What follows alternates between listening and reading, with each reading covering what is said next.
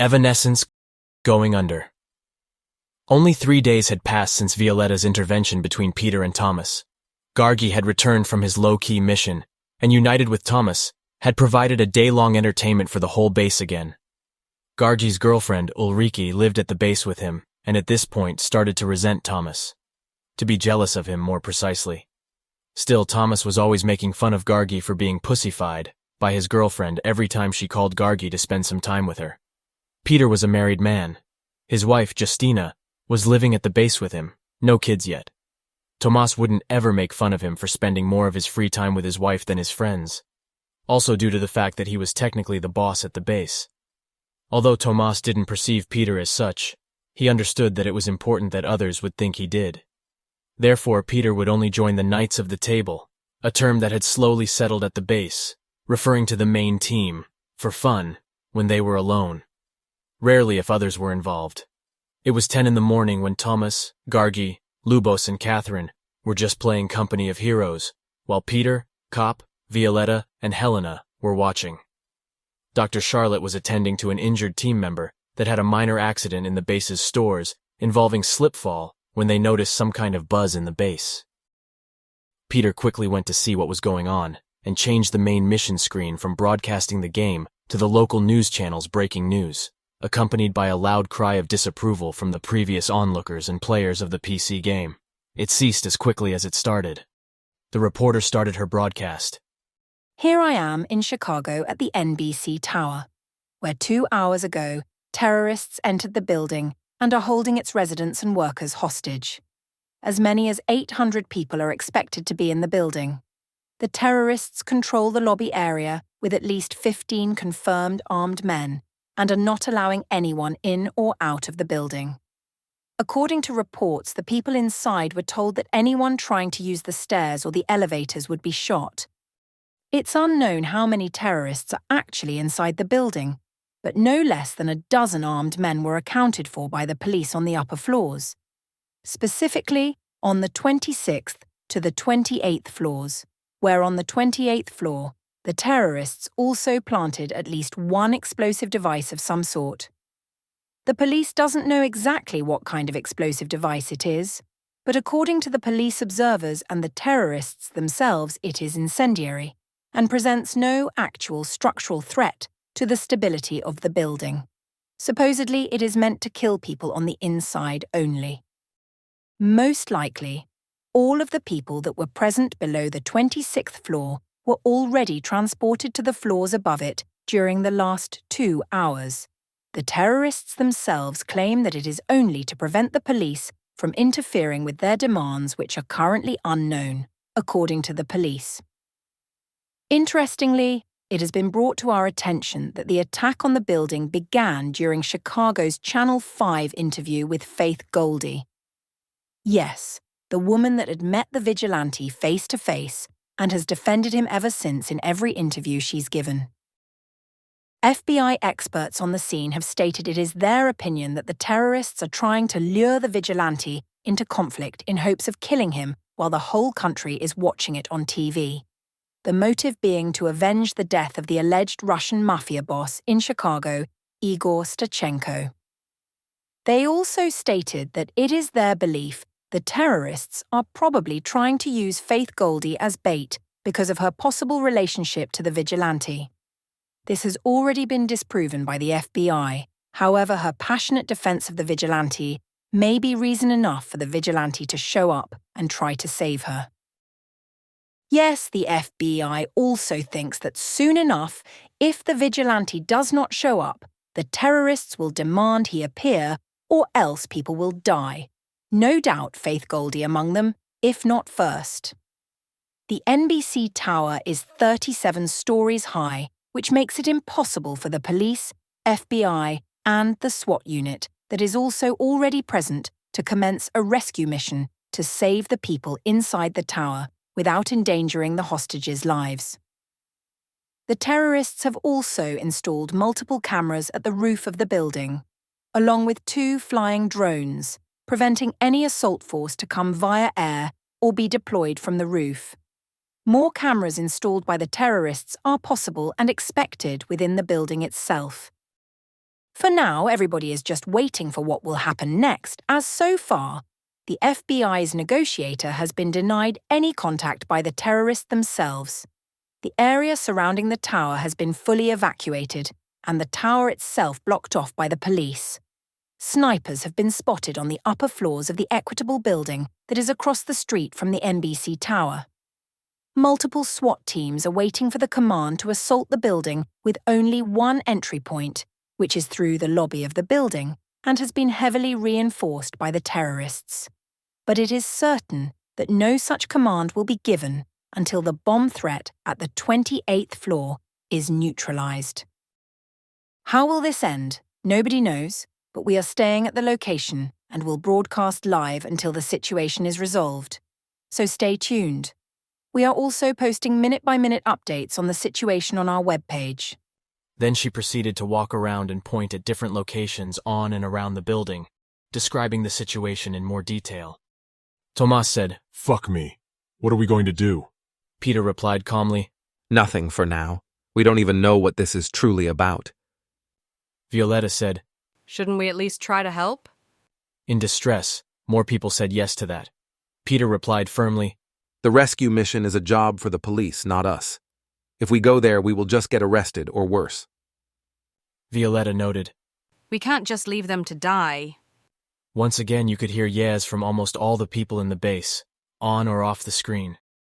Peter said, "We don't even know if this is really connected to us, not until the demands are made public. Besides, we don't even know if the bomb is real and if they really plan to blow the people up." Everybody went silent. Peter added, "But let me do my thing. I will find out." He went to the briefing room, followed by Violetta. Tomas and Gargi were ordered to get ready and suit up, just in case. Lubos went to help them, while Cop went to prepare the chopper and disguise it as a TV station chopper on Peter's command. It took Peter less than half an hour to use government satellites and some advanced hacking to confirm that the bomb was indeed present on the 28th floor, and that all of the people in the building had been corralled to the 26th floor and above.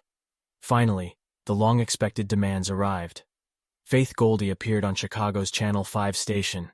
She looked scared but collected. No sign of tears or violence done on her. "I'm Faith Goldie, and I am being held hostage in the NBC Tower in Chicago.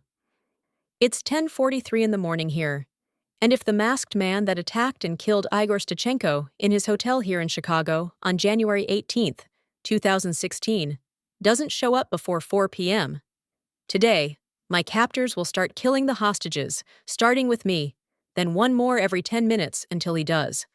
If the police try to interfere and attempt to rescue the remaining hostages, they will blow up incendiary bomb that is planted in the building.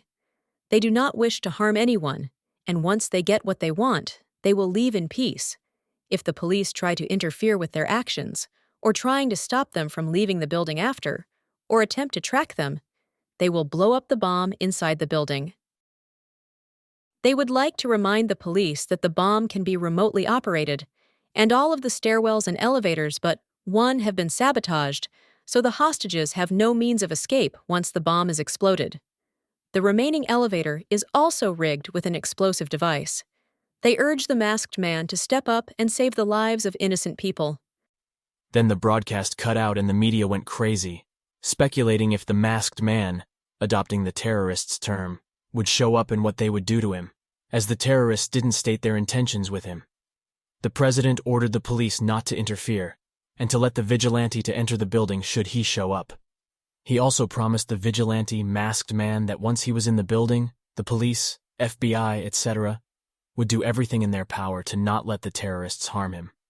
Of course, the dilemma of what would stop the terrorists from detonating the bomb that was inside the building once they got what they wanted and were gone was still present. The people inside the tower were basically trapped, and it would take hours to get them out safely, even once the terrorists had left. "Can we trust the terrorists to not harm any hostages?" was the frequently asked question of the media. The FBI was helpless, and operated with the idea to detonate a low-yield nuclear electromagnetic pulse bomb, EMP. But that would destroy all electrically operated devices in a 2-5-mile radius, causing astronomical financial loss while potentially killing people that were on electrically operated devices, such as electrical cars, airplanes, life support machines, and more. and at the same time, while the terrorists were present in the building, presumed manual mechanical detonation of the bomb would still be possible. This would be an option only once they were all out of the building, to prevent the terrorists from detonating the bomb after they left. It was denied as potentially even more harmful than the incendiary device itself. All they could do was to wait and pray. No one knew what could be done, and what difference it would make to the fate of the hostages, even if the vigilante masked man showed up. Peter said, Well, it's official. Apparently it's about you, Tomas. Tomas exclaimed. What the fuck? Gargi noted. Technically, it should be about me. I killed Igor Stachenko.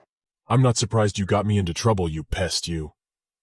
Even now he was in the mood to joke around with Gargi, but it didn't really entertain anyone due to the seriousness of the situation. Peter said, Well, I can't send you there, nor would I advise you to go. They will just kill you, or the FBI will arrest you.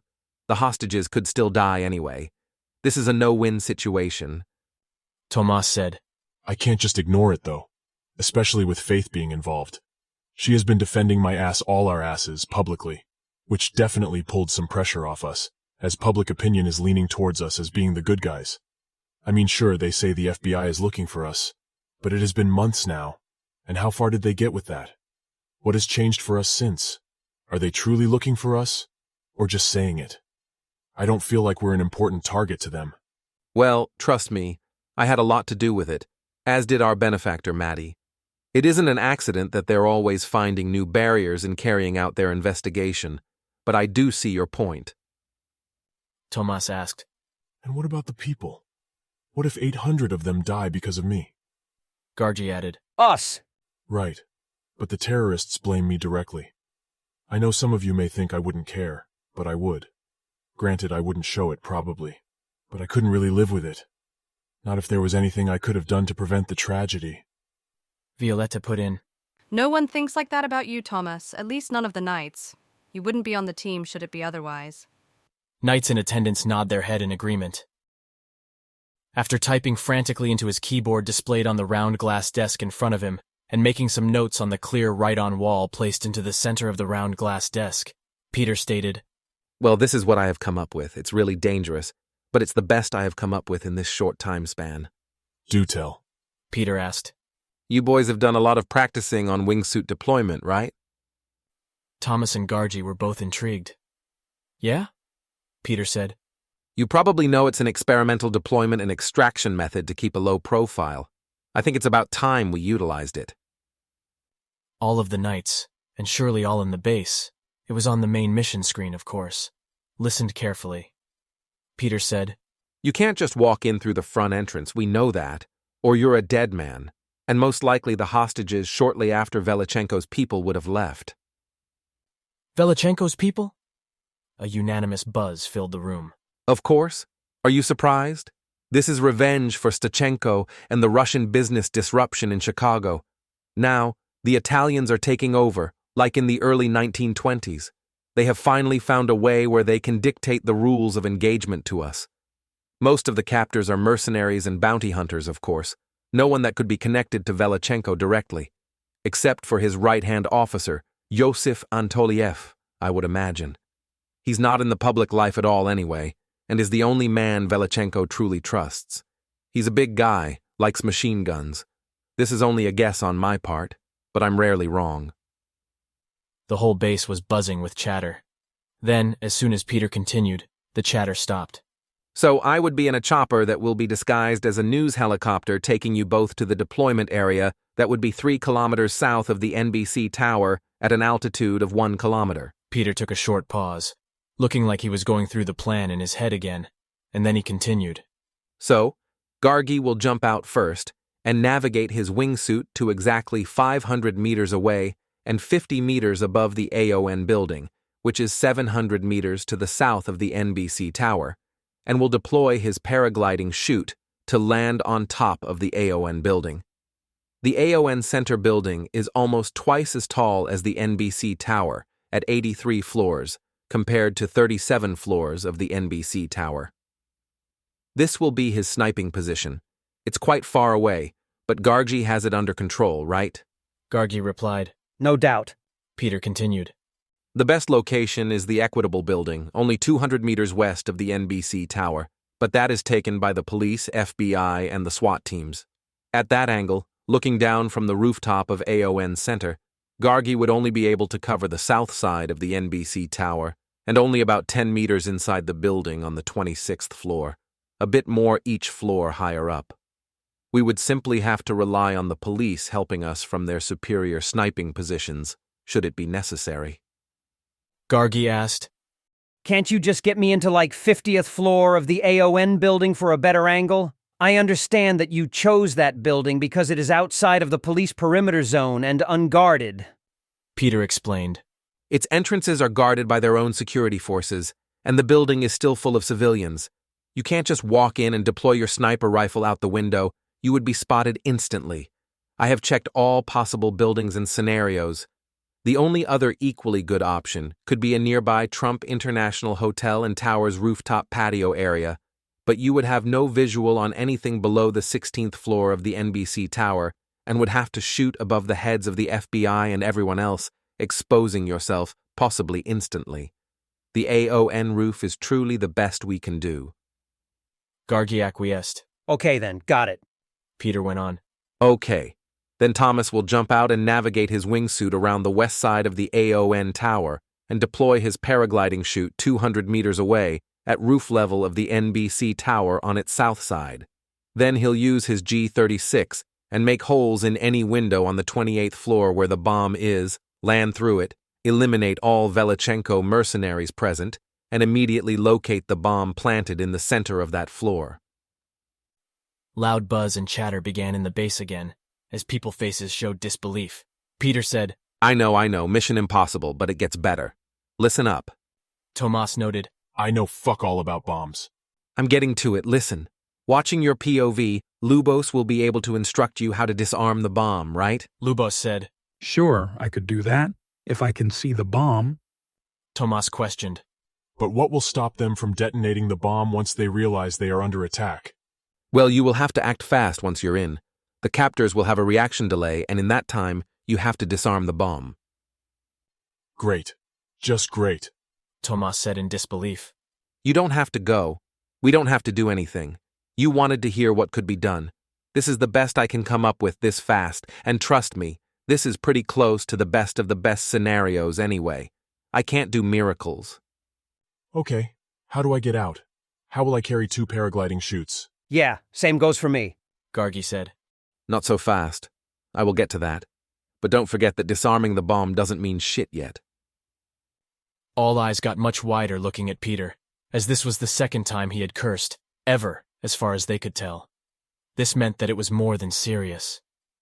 Velichenko's people will still be able to start shooting people left and right after you manage to disarm the bomb, should they choose to. Or force you into a position to give up, holding a gun to someone's head.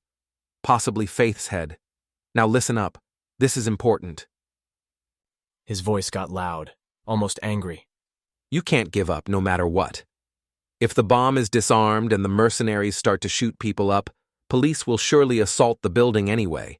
Let them take over as soon as you make contact with them and leave the building immediately, although it may never happen before the captors kill all of the hostages, as they will surely blow up the last elevator as well, killing all the hostages as fast as possible before the police storm through the roof. Or they may give up after the bomb is disarmed. Why get killed or jailed for life? I wouldn't count on it. Surely all Velichenko's soldiers would rather die than face his wrath after, and their families also. Remember, they are after you.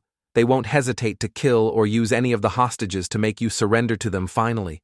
Do not surrender to Velichenko's people. This is important. You would just die senselessly. No matter what they do to the hostages, no matter how many they kill, you do not surrender to them. Even if it was your own mom that had a gun to her head, asking you to surrender or else she would die. No one ever saw a more serious face on Peter before. They have my mom. Tomas got disturbed. No, that was just an example to make a point. The point is that you will never surrender no matter what. Don't do that to me, man. For a moment I thought... Peter's voice got calm again. It makes no difference. Your mom, my mom, Violetta's mom, it doesn't matter. Most of the women in there could be a mom to someone. If not, then sisters or daughters. The point is, it doesn't matter. You get soft in there, you give up trying to save someone's life, you will die. And most likely all of the hostages after you die, should you not even manage to disarm the bomb before that. Get the point? You act like the hard-ass and tough guy all the time, saying that you can do anything that needs to be done regardless of the consequences to you. Now we will find out how tough you truly are, how much stress you can take before you break. In all likelihood, you will get into a situation where they will threaten to shoot someone unless you give up. You can't give up no matter what. You will be the best chance for anyone else that is still alive to get safely out of that tower. You will have to sacrifice anyone and everyone to give the rest at least a chance.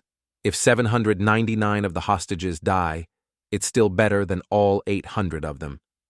But I'm sure you will be able to kill all of Velichenko's mercenaries long before the number of dead hostages could get that high. Right, Tomas said in a defeated manner. You will enter the building, disarm the bomb, then you will hunt for the mercenaries. Only once all the captors are dead or the police make contact with you will you leave the building. I hope I don't even have to say not to return fire on the police teams if they shoot at you. Nah, they're just doing their job. I wouldn't shoot at innocents ever. Peter watched Tomas's body language closely as he was saying it, as did Violetta. Most likely, some of the hostages will die, in crossfire or something else. Some of them may be used as shields or to force you to surrender. You will not. If a hostage gets killed because of that, well, you will have to live with it, or learn to live with it. But know this, you had no other choice. You will never surrender to them. You will not hesitate when the hostage will be used as a shield or threaten to be shot.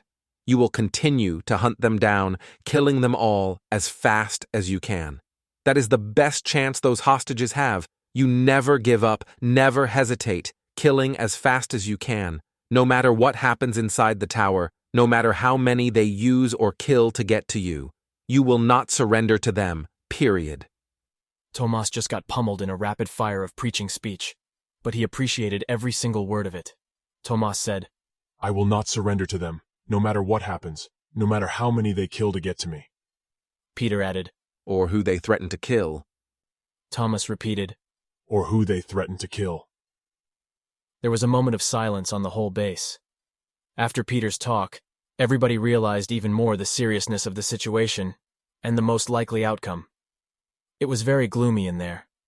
Tomas asked, So, how do you get me out of the building? Peter said. I know that this already sounds crazy, because it is. He paused for a moment, as if he was thinking about it again before saying it. Gargi, you can carry 2 chutes and get off the AON building by wingsuiting to the east, following the Michigan River to Lake Michigan as far as possible before you will have to deploy your second parachute to soften the landing into the lake.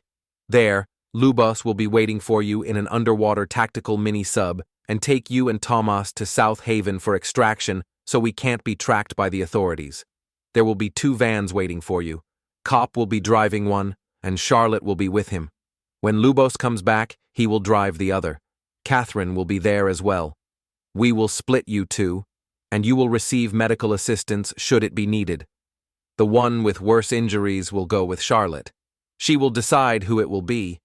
Helena stays with me in the chopper in case we have to use it for emergency non-covert extraction. Tomas was waiting impatiently about his extraction out of the building. You could see that in his face. Tomas, you will have to wingsuit yourself to the lake as well. But I will be jumping out at a much lower altitude. He was shocked. Peter said, I know. Listen. Velichenko's people are using one elevator that is also rigged with explosives to move around the building. Should you manage to take them out before they blow up that last elevator, you could get to the top floor of the NBC tower. Once you jump out, expect to fall. He looked at Cop to remind him again, as he was doing the maths in the meantime. Cop said, Roughly. 15 to 17 floors before your wingsuit will have enough lift to start flying. Roughly? How good at math are you? Cop replied, We don't know how much ammo you will have left or how much blood you could have possibly lost at that time. Frankly, how heavy you could be at that time. However, I'm presuming that you will be at maximum weight, which means the worst possible scenario. He looked like he was about to continue. Peter cut in. Full health, a nice way to say no blood loss, and fully equipped. Even if you jump out of the 28th floor in case of emergency, contact with police, or you decide to pull out early, you will still make it to Lake Michigan. I'm sure no one here would hold that against you. He looked around, but there was no response, just gloomy faces. Peter continued. I promise you, no matter where you land in the lake, how close to the city, we will pick you up and take you to South Haven, on the opposite side of the lake, underwater. Tomas knew the risk of that, landing with no chute to break the fall, but knew this was the best Peter could come up with. He nodded, accepting it, no comment. Cop noted. That will almost certainly kill him. I do realize that, but what else can we do? Tomas will definitely need the chute to break the fall through the window into the NBC tower. I mean, we could technically give him a second chute as well and strap it to his front side, like on Gargi, but you know the size of that thing. It will render it a lot harder for him to maneuver the wingsuit, for starters, possibly killing him should he accidentally descend too low or mess up turning around at AON Center. That maneuver is already hard enough, almost impossible, without overpacking him on top of that. I mean, Gargi just has to land on a roof that is much higher, with a clear approach, without resistance. Tomas has to navigate around the AON building, and then he will have 2 to 3 seconds to position himself correctly towards the intended window, or else he will miss and may die. Never mind that he will get shot at the longer the approach takes. Cop noted. There is another possibility. Peter and Tomas both said, I'm listening, simultaneously. They looked at each other for a second, then paid attention to Cop again. Tomas will carry just one chute for extraction. Peter was about to interrupt him. Cop stopped him. Let me explain. The impact of flying as fast as he will be when hitting the surface of the water would mess up Tomas more than going through the window of the NBC tower and then landing on the floor surface inside the 28th floor unassisted, without the stopping power of the parachute. He carried on while people gave him weird faces. You want him to crash into the building at top speed through the window? Not exactly, but yes. I'll explain. Let me finish. He took a short pause and scanned the room. Having no G-36 on Tomas to shoot through the window before the impact will give him even better maneuverability. As soon as Tomas flies by the west side of the AON tower, it will be Gargi's responsibility to shoot the window at the 28th floor for Tomas to maneuver through. That will make it even easier for him to know which window line is actually the 28th floor. Peter nodded. Good point. Cop continued. Now the tricky part. Tomas will have to descend to the 24th floor level first, and then perform 75 degrees of elevation that will propel him to the 28th floor at first. Then he will lose the lift ability at that angle and starts to descend, or rather fall, if you will. But with the forward momentum that he will create, it will send him through the window at the 28th floor, possibly hitting the ceiling with a small force should he not lose the lift ability fast enough. Then he'll fall onto the floor surface of the 28th floor uninjured. No chute assistance, much higher surprise factor, and much less time for Velichenko's people to shoot Tomas whilst in the air, should he be spotted fast enough, of course. I thought my plan was crazy enough as it is, but you just made it even more wacky. But the idea is sound, if you did the math correctly, and it can actually work. Cop admitted. I did the math in my head, but it can easily be confirmed right now. He did some calculation on the PC. Well, it's possible. He lifted his head back up off the screen in the table. The whole desk table was a screen, basically. Tomas clarified. So, just to recap, you want me to descend 4 floors below the Gargi targeted window, flying at roughly 120 miles per hour, and then ascend at a sharp angle to the point that I will actually lose the ability to fly, or stall if you will, then start falling down uncontrollably, relying on the forward momentum I had created previously to get me into the building through the window whilst already in free fall. Cop nodded and smiled. That's correct. Tomas noted. If I do it too late, I will hit the ceiling at God knows what speed, possibly breaking my neck. If I do it too soon, I will not make it through the window and will fall 28 floors to my death. All of that, only if I actually manage to navigate myself into the right window in a time span of roughly 2 seconds. If not, I will hit the wall of the building and either die due to the force of the hit, or just fall to my death. Cop cleared his throat and fidgeted a bit, smile gone. Roughly, yes. It's worth mentioning that you will have to lose the lift force whilst exactly 1.5 meters away from the building, or you will either not make it to or through the window into the building and yes, fall to your death, or you will crash into the ceiling with too much force. May kill you too. It depends. If you manage to hit the right window at all, that is. The glass alone could either prove too solid to hit and go through without sustaining injury, or even possibly kill you at certain speeds and angles if impacted head first. Or it could just bounce you off if you lose too much speed in the maneuver, should you not hit the window that was marked and already shot through by Gargi. Then you will... He cleared his throat again. Fall to your death. Tomas was incredulous. Right. Gargi said to Tomas, I will try to shoot through the window you aim at before you go through it. All eyes turned to Gargi. The first 2 windows will be just for your orientation, to get your bearings and sense what floor is the 28th and 24th that you need to descend to. Then just aim at any window on the higher 28th floor level, and I promise you I will make a hole in it before you go through it. Tomas said. You will have 2 seconds tops to do that. Gargi said. It's actually only 1. It will take slightly less than a second for the bullet to reach the window at the distance I will shoot from. Tomas looked at him in disbelief. Gargi said confidently, You will have to trust me on this. I can do it. After a brief pause, Peter said, What do you think, Tomas? I think that cop is the expert here, and I would like to have the surprise element of it, as well as the parachute on the way back before hitting the water. If Gargi says he can shoot any window I aim at before I go through it, possibly head first, then he can. It can work. Peter said.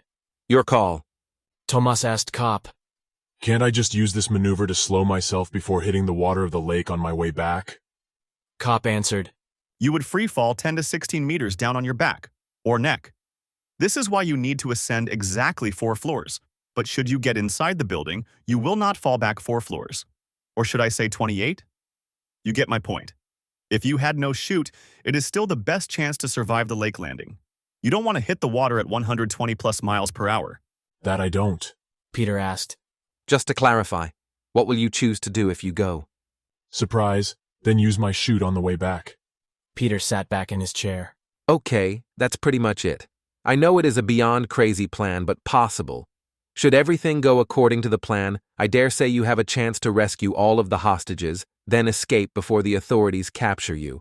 All considered, I can't believe I'm saying this, but the most dangerous and high-risk part of the plan is you having to improvise once you're inside. Everything else is quite precise.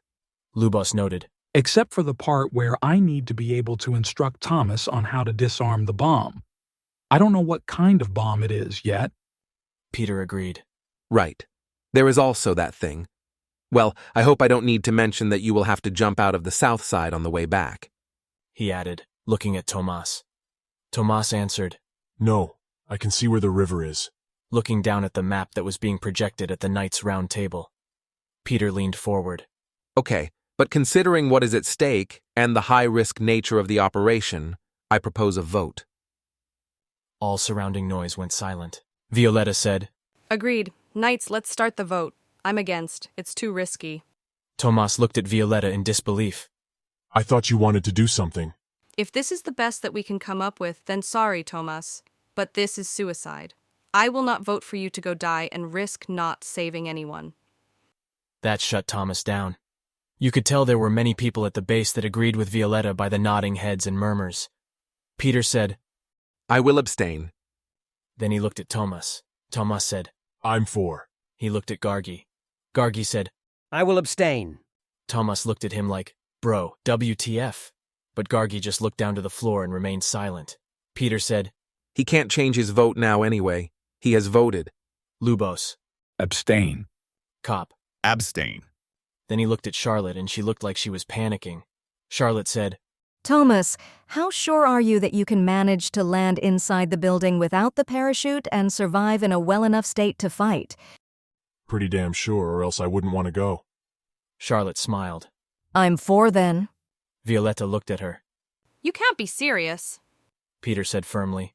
Can't change her vote now. Charlotte exclaimed. I wouldn't anyway. Am I the only one that still remembers what Tomas went through in Chicago going after Falk? One man, against the whole Chicago triad, alone. Took punishment beyond belief, almost died 3 times. Not once did he make a selfish decision. He chose to die rather than unnecessarily kill more. She was referring to his encounter with Gargi after Tomas already killed Falk. His last mission with Gargi? They came back with barely a scratch. I know that this is rather a more difficult situation, but I do believe that unless we send our team there, those hostages are going to die, due to our actions. We have to respond to that, or else it was no victory the last time. It was a tragedy. I also believe that if we go there, Tomas and Gargi will come back alive, saving a lot of people in the process, if not all. Even though Charlotte's words were powerful, everyone at the base still looked uneasy, and a loud buzz of chatter was echoing off the walls again. Peter said calmly, "So it's decided. Let's get ready, people." Wait. Helena shouted at Peter. He just looked back at her, expecting her to say something, waiting. I want to vote too, she said firmly. Peter said, "You're not one of the main team, the Knights, as people have started to refer to us." He also liked the term, and almost regretted that it wasn't he that had come up with that idea. It just happened. Helena stood her ground. But I should be. The main team is the one that is being deployed for the mission. Before, it was just Gargi going into the field, needing less assistance. But ever since Tomas came, things have changed. Catherine and I were on the Stachenko mission too, and I expect that it was planned like that for the Velichenko's mission. Or this one, should we have gone. Peter said, "That is true. We need more than one transport now. Both, or rather all, transports need to have medical staff in them, in case anyone on the mission is hurt." After a while, Peter said, "I see your point, but the Knights need to vote on this first. Any of the Knights' objects?" No one did. Tomas wanted to, because it was obvious that Helena wanted to vote against it, possibly spoiling it for him. But he couldn't deny her and Catherine's contribution in the Stachenko mission, and therefore their right to be knights as well.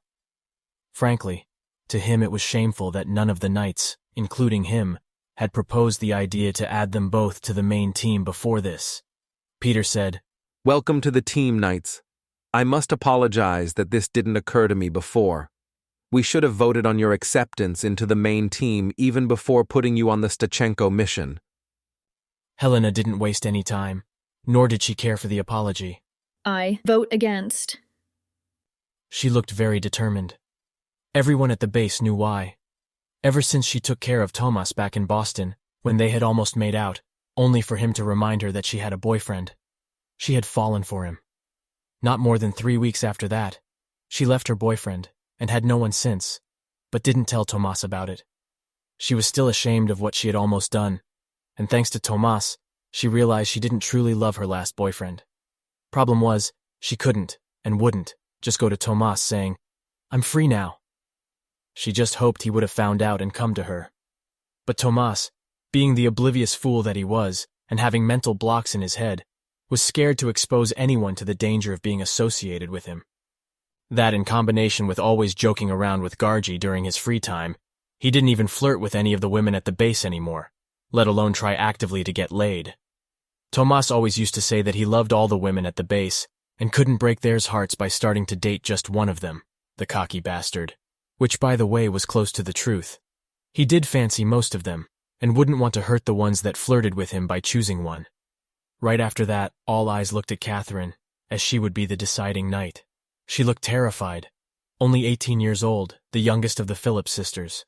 Never had a proper boyfriend yet, just platonic dating partners. The last platonic partner that she had secretly left not long after Tomas rejected her sister Helena in Boston. She had also fallen in love with him, but she was too shy and insecure to even talk to a man like Tomas, not to mention that she knew Helena wanted him too, which made her feel guilty. She was a very fragile, beautiful flower, as Tomas described her once. It was always Tomas that had to flirt with her first, but she was too shy to send the right signals back to him. Who knows? They could have been a couple by now, were it not for her shyness, at least in her mind. It wouldn't be that easy with Tomas, though, due to his mental blocks, as mentioned earlier. Peter cautioned, Before you vote, Catherine, I would like to remind you of the seriousness of your decision. Also, that you can still abstain from voting. However, in that case, it would just mean that no significant decision has been made, and the mission would therefore be denied. In other words, it would equal voting against. This just put even more pressure on the poor soul. Catherine looked around. She saw faces that hoped she would vote their way. Helena was almost killing her with her staring, not understanding why Catherine already hadn't denied the mission. But Catherine couldn't miss that Tomas was also staring at her in hopes that she would let him go. She couldn't resist. Catherine took in a deep breath and said, I'm voting for? A moment of silence was replaced by Helena screaming at and shaking with Catherine until Peter split them up. Helena started to cry. Why? Catherine explained, Because I do believe in Tomas and Gargi and the team. We will win, save the hostages, and all of us will get back safely. She had tears in her eyes. But of course, in reality, she hoped for brownie points with Tomas, even though what she stated was also 100% truth. Then Helena hugged Catherine. I hope you're right. Peter said, We all do. No time to waste. It's about 1 hour and 40 minutes flight time in the helicopter alone. We still need to get the mini-sub and 2 extraction cars in place as well. Move on, people. Tomas approached a still tearful Catherine and gave her a kiss on her right cheek. Thank you. I will not disappoint you. Then he approached Helena and hugged her in silence. He was about to leave to get ready when Violetta and Charlotte came shortly after to hug him too. Violetta said, Don't get killed. You can't save anyone else ever, should you die. If you reckon at any point that it is suicide, just come back to us. We will avenge the hostages later. Then she made space for Charlotte. Please don't make me regret my decision for the rest of my life. She almost got a tear in her eye. Tomas said, I can promise that I will do my very best not to. But if all goes down the drain, remember, I really wanted this. It's time to show the public what we would do, for them. Maybe then they will finally hear us. Maybe something will finally change. This touched Charlotte, and she hugged Tomas one more time before letting him go. Before he left, Tomas went past Helena again. He put his hand on the right side of her face. Tomas said, Cheer up. I have been through worse, I think. He winked at her, which made Helena momentarily smile. It was weird that they did theirs farewells now, considering that they were going on the mission along with him, except Violetta. But they knew there may be no time for that later. It was almost like being at a funeral, but before the person had died. Although the success of the mission depended on many people, Tomas was the only one that was in real danger.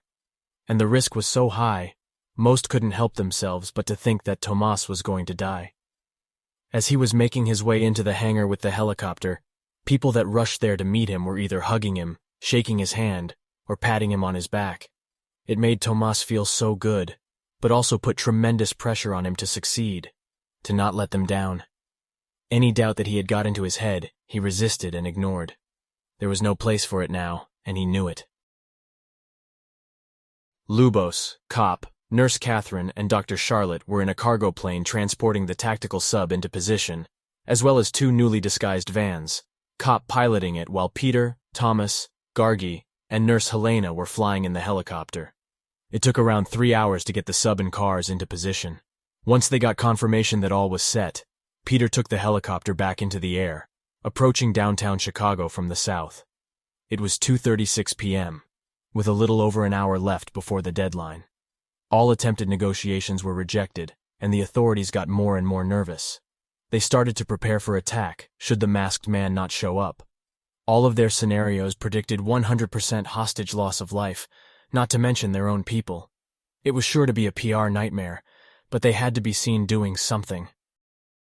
The media sensed blood and competed with each other to bring better footage or any new information faster, many branding the masked man as a coward at this point. For the most part, the public had been demanding the masked man show up, some pointing out that this was not his doing and shouldn't be held responsible for any outcome. One thing was for sure, the whole world noticed. The chopper was in position, 1 kilometer above Chicago's Field Museum close to Grand Park. Gargi jumped out first, as planned. The wingsuit was easy to implement into the Apex armor and enabled it to be easily deployed or to retract back as needed. Cop's custom design, of course. There was a small, sturdy hook at the right Apex armored shoe. On the left side, all the way to the groin, there was an automatically retracted bottom part of the wingsuit.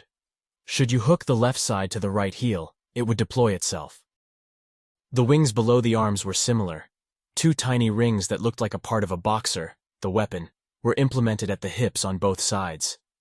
Should you put your fingers through them, attaching your arms to it, you could deploy the wings that were otherwise automatically always retracted.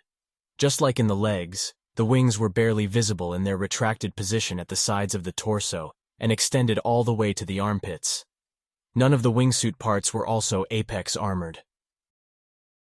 Gargi had no issue landing on the roof of the AO1 building and deploying his Martha. In the noise that was going around and having a custom-made by Lubos muzzle brake, it was unlikely that anyone would notice the flash or hear him shooting at that distance towards the NBC building. Gargi reported into his comms. In position and ready to mark the windows at the 28th floor first, then 24th. Peter said. Roger that. Tomas, proceed. Tomas jumped out, deploying his wingsuit. He absolutely loved it. He'd spent many hours before practicing precise maneuvering and parachute-assisted landings, even flying dangerously close to hillsides or forests. But this was different. The idea that he would have to smash through the window of a building whilst flying the wingsuit was beyond scary. He descended about 900 meters when he was passing on the west side of the AO1 building, about 91 meters above the surface. Gargi couldn't see him, so Peter gave the order to mark the 28th floor at the right time. Peter said, Gargi, get ready. Now! 3 rapid shots were fired at the 6th window from the left on the 28th floor of the NBC tower, completely shattering it. Gargi figured at the last moment that he would rather make sure the window would basically vanish, making it easier for Tomas to spot it, as there would be no reflection. Same for the window on 24th floor that followed next shortly after. Tomas easily saw the black holes as he was passing next to AO1 Center, realizing that he was still too high. He descended another 10 meters down just as Cop announced to him, Get a bit lower. The exploding windows instantly attracted the attention of the police, media, and Velichenko's people. However, not before Tomas would finish his maneuver first. He had banked left too aggressively, following a right bank coming around the AON Center. Tomas saw that he would not make it into the exploded window on the 28th floor.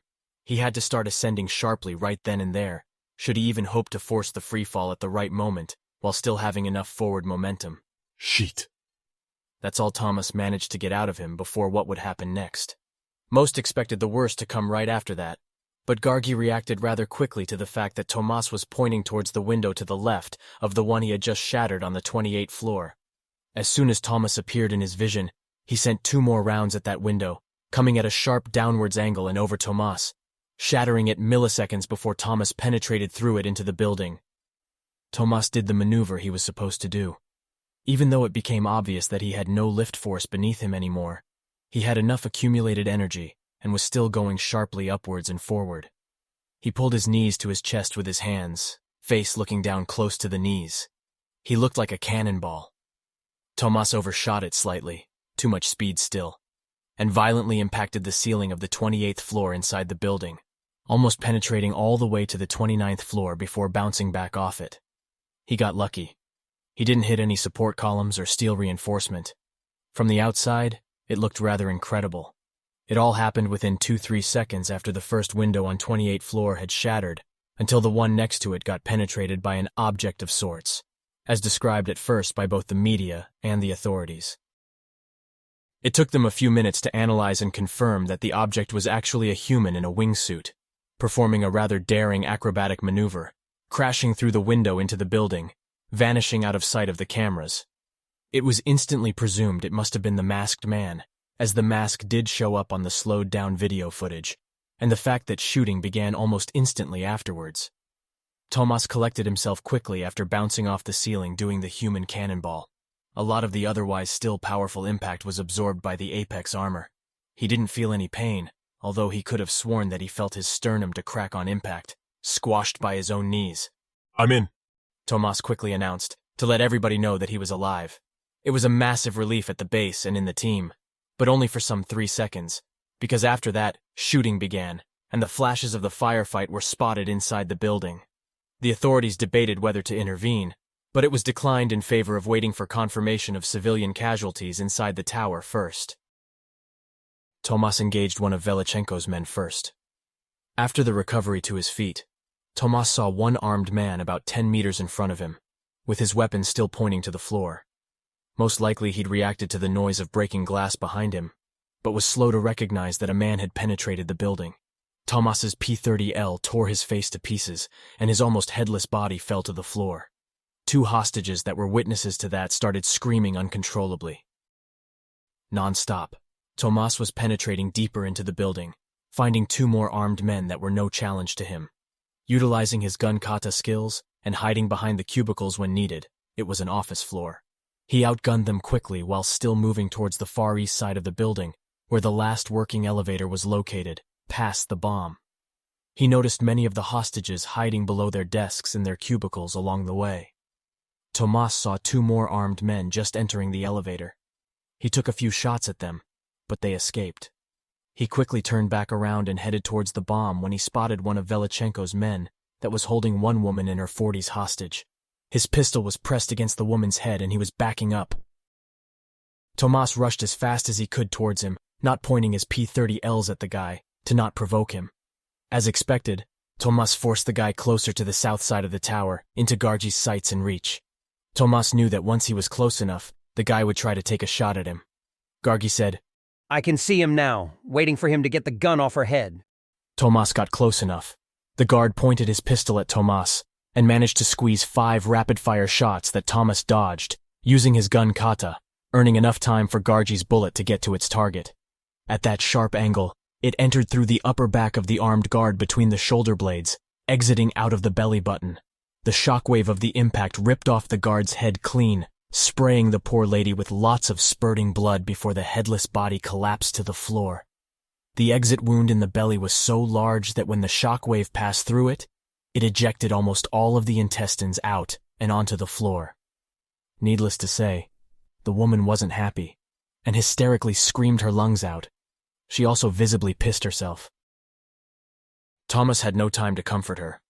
He looked for other targets around the floor and quickly made his way back towards the bomb. Lubos was observing it via Tomas's POV camera, the high-tech optical lens worn in his eyes. It was just 8 big 50-liter barrels that presumably contained kerosene jet fuel. A wild guess on Lubos's part. He said that for incendiary purposes, it is the second best option short of napalm, which only the military should have access to. But you never know. He just hoped it was only kerosene. The barrels were connected via multiple wires, and on top of them was a rather large suitcase that all of the wires were entering into. Lubos instructed, Just look around the suitcase a bit. It could be booby-trapped to explode on opening it. It didn't look like it. He continued, Okay, open it slowly. Let's see how it looks inside. Slowly. Tomas carefully opened the suitcase. It wasn't locked or protected against opening in any way. It showed a small display and keyboard beneath it. On the very bottom part there were 2 plastic rolls of some kind, each around 30 centimeters in length and 5 centimeters in width. Lubos said, Those rolls are C4. Most likely. Explosive device with tremendous explosive power, whilst relatively lightweight, safe to operate and in stable condition, due to it being plastic. Enough to make a large hole in the core of the building, penetrating several floors and spreading the kerosene around in one massive fireball. It would make the building one massive torch from the 23rd, maybe 24th floor upwards. Those bastards would be safe below it. Tomas said, I don't want to burn to death. Anything but that. The whole base was holding their breath, watching. Don't worry, you wouldn't. The C4 would evaporate you instantly at that distance. You wouldn't even know it exploded. Cop jumped in on the comms. But if just the fireball was to hit you, the Apex armor is also very fire-resistant. You will not burn to death. Peter ordered, Focus on the task. I'm working as fast as I can. I may talk, but I also think what to do next. Observing. Peter didn't want to distract him further, so he restrained himself from answering that. What the team didn't know was what was being seen by the police and the media on the west side of the building, in the lobby. More and more of Velichenko's armed men were coming out of the only working elevator in short time intervals. It quickly became obvious that they were evacuating the upper floors and coming down into the lobby. Lucky for Tomas and the hostages, even though Velichenko's men quickly communicated the situation on the 28th floor, not all of them were completely out yet, as Tomas moved quite quickly. They had to wait for 2 more batches of their men coming down to the lobby before blowing the elevator and then the bomb. Peter, overlooking everything, recognized what was going on in the TV feed. Peter said, I think they are evacuating the floor so they can blow up the bomb. Hurry up! Lubos countered. No, stay calm, Thomas. See the red wire with green stripes on the side? Thomas pointed to it with the wire snips. This one? Yeah, that one. It should disconnect the suitcase off the bomb. The suitcase's C4 acts as primers for the kerosene. Should or would? It will do it. Tomas cut the wire. It didn't go off. The suspense was relieved momentarily. Lubos said, Okay, so now we can carry the suitcase out of the reach of those barrels without it exploding. Wait, that isn't all? It's not disarmed yet? No, that was just the secondary primer for the kerosene. Should the C4 explode close enough, it could still ignite it. Tomas asked. The C4 could be still initiated? I'm afraid so. How do we disarm the C4? That can't be done. Lubos admitted. Just then, the timer on the display showed 30 seconds and counting down. Tomas started. He didn't manage to finish the sentence before Lubos interrupted him. I can see that. Okay, get the suitcase as far away from those barrels as possible. How far away? It was 25 seconds to the explosion. To make sure it doesn't ignite the kerosene, at least 50 meters. That's far outside the building.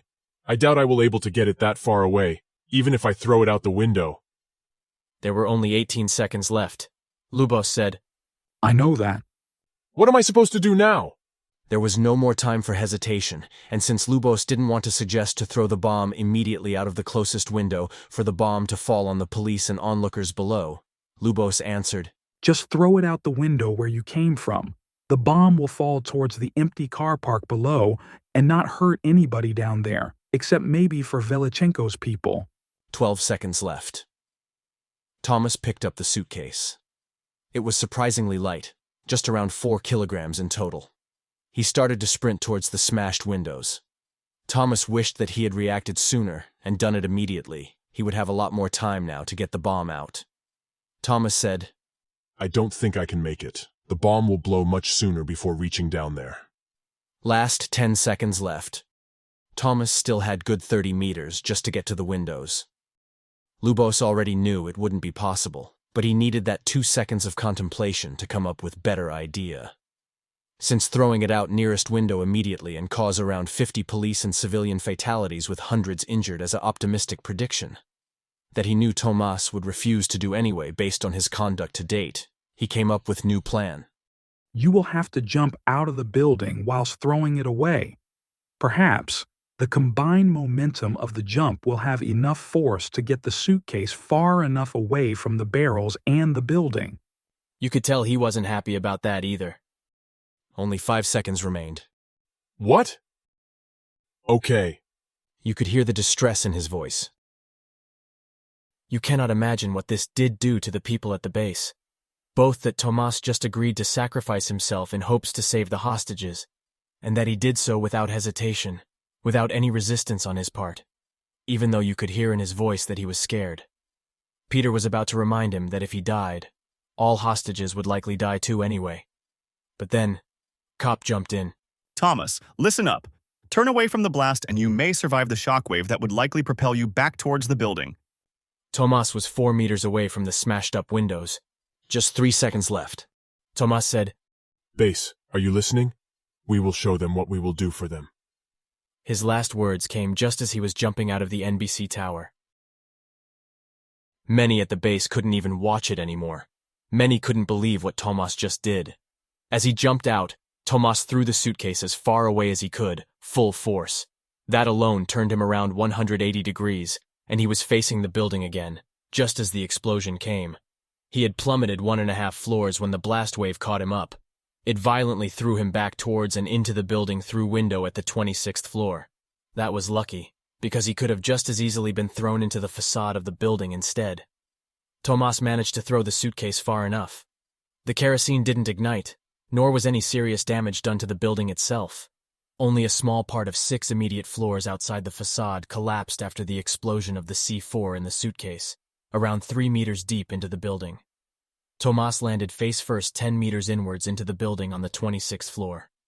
There was a fireball. As many as 10 floors combined caught fire in various depths into the building, but no more than 7 meters in. On the outside, the explosion was incredible, spectacular. It blew out all of the windows of the NBC Tower's south side, all of the east side windows of the Equitable Building, and even the first 30 floors of the AON Tower on the north side. Incredibly, everyone saw a masked man jumping out of the building whilst throwing a suitcase away from him, followed by the explosion.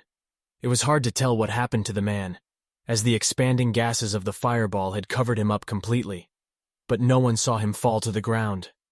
The FBI instantly gave an order to assault the building. SWAT teams entered the lobby in a fierce firefight. Out of nowhere, 2 police choppers, one possibly military-owned, approached the tower and deployed 2 more teams onto the roof. Snipers opened up and shot down the terrorists' drones and any target of opportunity. The media went berserk in describing the situation. Lincoln Park, I'll Be Gone, Vice Remix. In the meantime, Tomas regained consciousness after momentarily passing out. He was lying face down on the floor, right arm above his head, and his left hand rested on his back. His legs were in a P shape.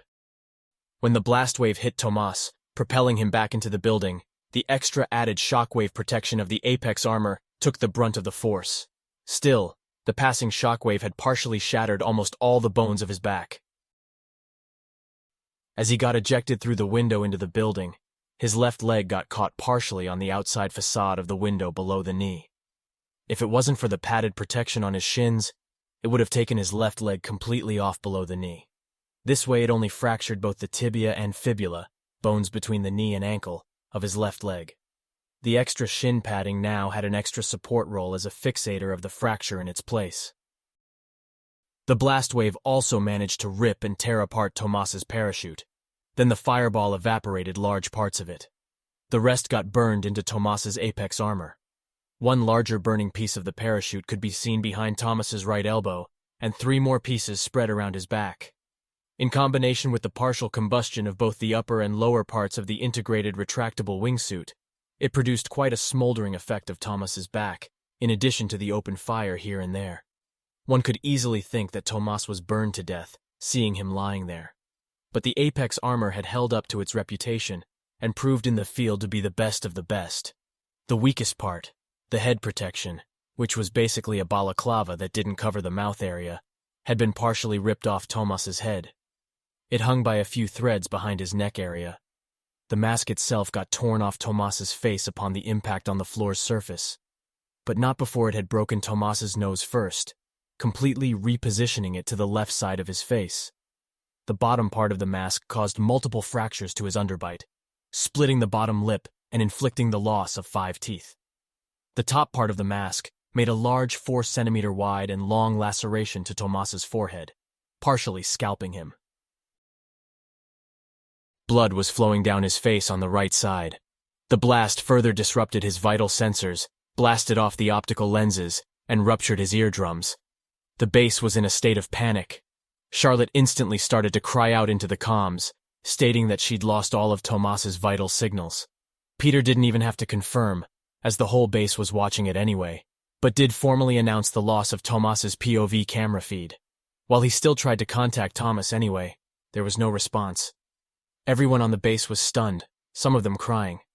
Violetta fought it hard, with only a bit of glitter in her eyes, as she was meant to be the one to provide a leader's example and strength.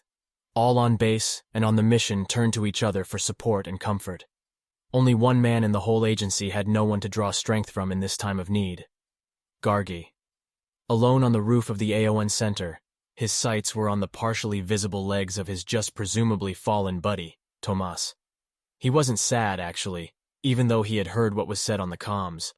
No vital signs, no visual feed, No response to communication attempts. He saw the massive blast, felt it too, at 800 meters distance. But he had his sights on the partially visible body of Tomas. It didn't look torn, and it was inside the building. He hadn't lost hope just yet. Gargi was waiting. Just 10 seconds after the explosion, barely longer than the initial shock had worn off, he said, Movement! Peter called. Come again? Gargi repeated, Movement! I've got partial visual on Tomas. He is moving. Almost instantly, everyone in the agency tuned into the camera feed of Martha's, the sniper rifle's sights. They saw Tomas move. He looked badly hurt, but it was like a beacon of hope to the onlookers. We need to get him out, began echoing around the base. Even Maddie broke his otherwise persistent radio silence. Maddie announced, Peter, I want him out of the building. I'm authorizing you to use unlimited resources for his rescue. I will pay the bill. Peter replied, Not so easy, Matty. Money is not the question. The question is how. Gargi cut in, Tomek, can you hear me? Tomek, talk to me, buddy. Ignoring the conversation between Maddie and Peter. Cop said, He probably can't hear you, Gargi. His eardrums must be blown out by the blast. We have to at least try. He continued trying to get a response out of Tomas. They were blown out. Tomas managed to get on all fours, accompanied by a loud whistling noise and muffled voices, both of the comms and that of the shocked hostages on the 26th floor. The whole floor was multiple studio arrangements on the south side of the building, and the north side was full of transmitting equipment and IT desk cubicles.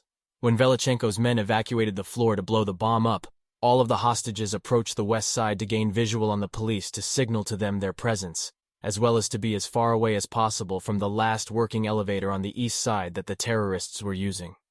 4 men and 2 women had sustained minor injuries, along with some first or second-degree burns, due to the fact they were also close to the south side of the building when the bomb went off. One woman was hiding below a desk, just 7 meters away from Tomas across the central open passageway.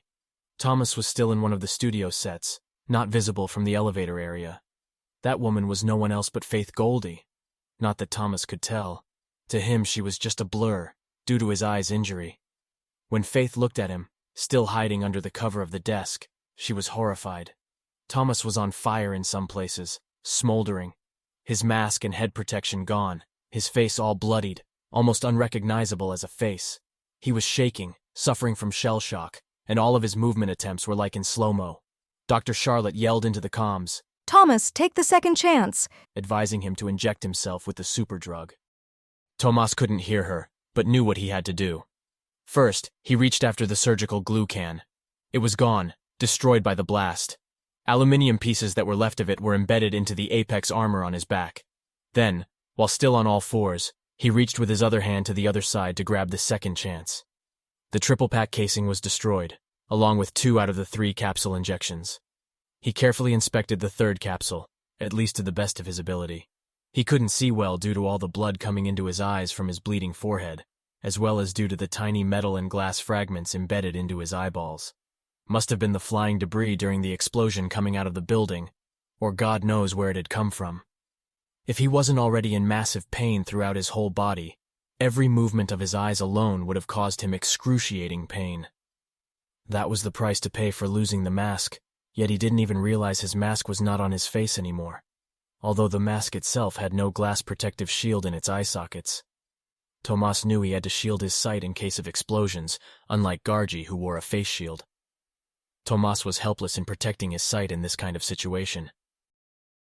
After inspecting the final case and deciding it looked undamaged, Tomas took the cover off, and then the injection inside of it. His hand had little to no sense in it yet, as his whole body was shell-shocked and shivering, out of control. His CNS, central nervous system, was fried. Tomas got the cover off all right, but then when he tried to lift the injection to his neck, it just jumped out of his grip. It flew almost across the whole central pathway towards Faith, who was just staring at Tomas. At first, she was too scared to reach out to it and try to help Tomas by throwing it back to him. It was still only a few seconds after the explosion. Dust had barely settled yet. Cries of the injured were heard, and the whole sight was just terrifying.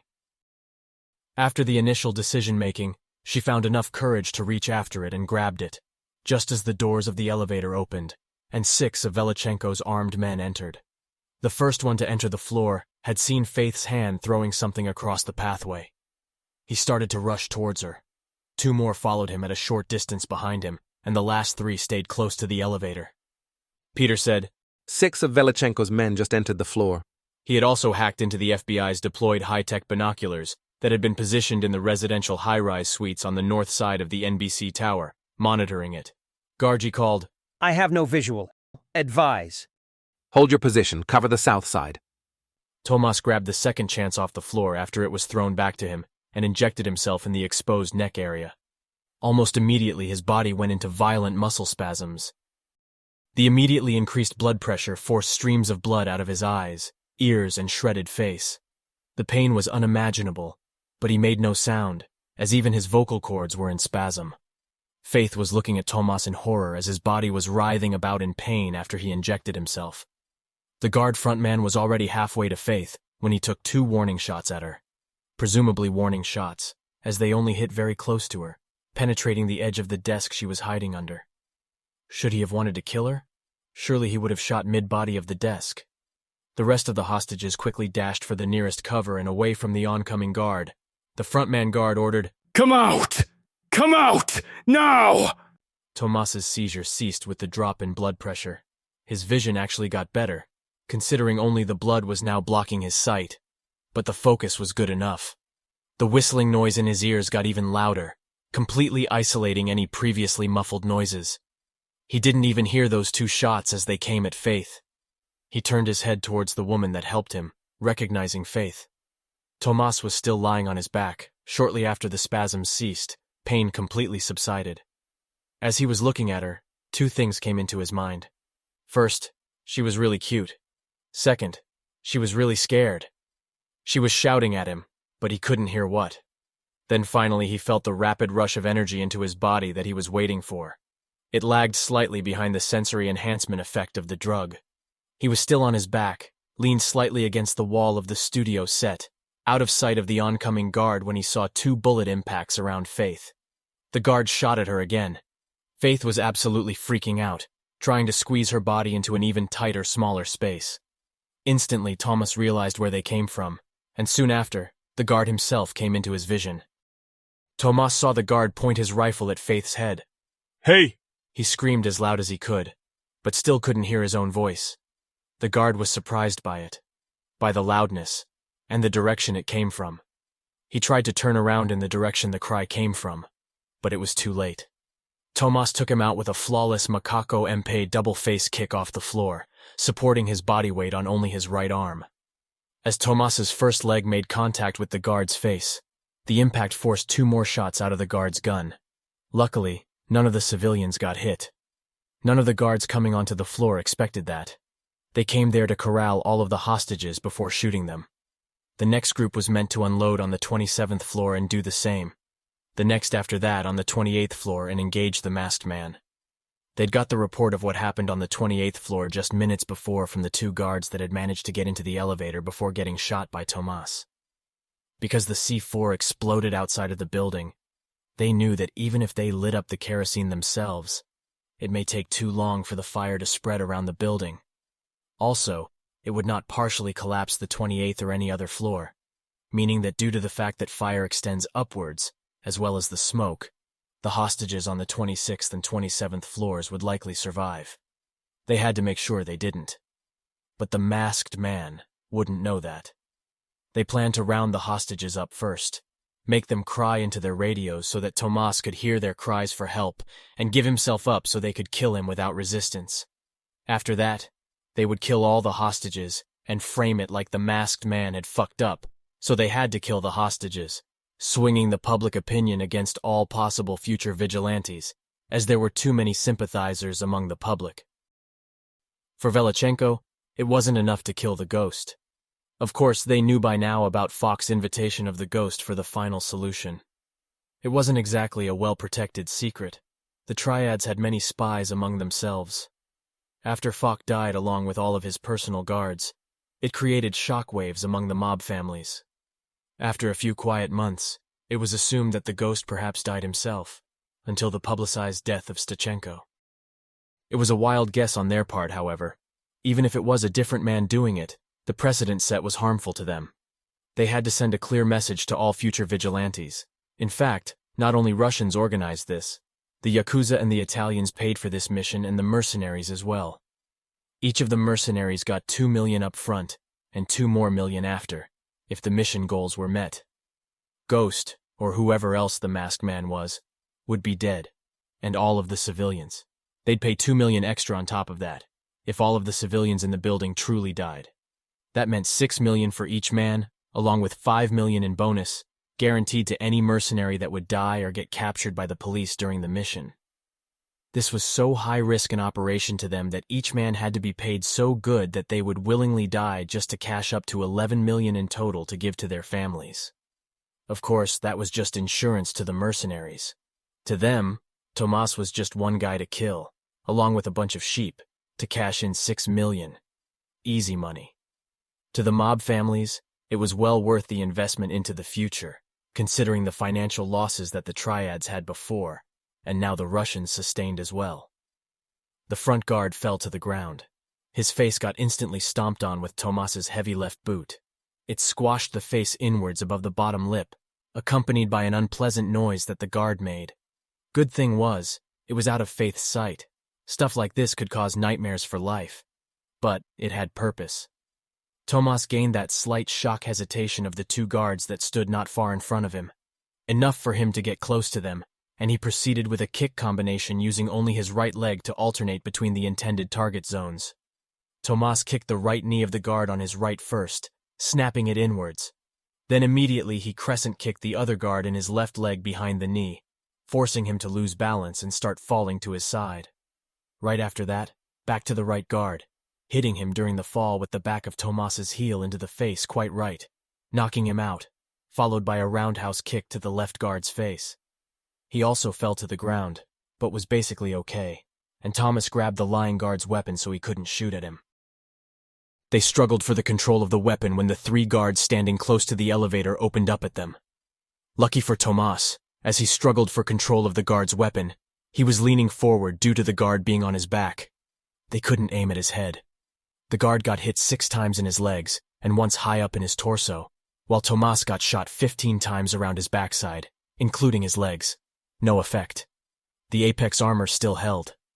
Tomas stood up, the guard's weapon empty after their struggle, and after the guard got hit, Tomas finally managed to get a hold of it. He just threw it away so the shot-up guard couldn't reload it again. Tomas reached for his P-30Ls. They were also gone. Must have lost them in the explosion. He is on the 26th floor. I repeat, he's here. The guards were panicking. Couldn't believe that this guy that was basically on fire and just got sprayed by them just stood up as if nothing had happened. Tomas looked terrible too, his face unrecognizable, all bloodied. It was hard to tell what his face may look like at all without all the blood and injuries. Yet he looked okay with it, like he could feel no pain. Scary. They opened fire once more just as Tomas reached for his missing P-30Ls. Tomas took cover behind the stage set in time again, before the bullets reached him, spraying undamaged windows for the most part, but also dangerously close to and around Faith. Tomas had looked to his right at Faith first. He felt really sorry and responsible for the state she was in, but the guards had since moved forward and split to engage Tomas from different directions while sending fire towards his last known position. The bullets easily penetrated the set's walls and pieces, hitting Tomas 3 more times in his back, just slightly jerking his body forward on impact.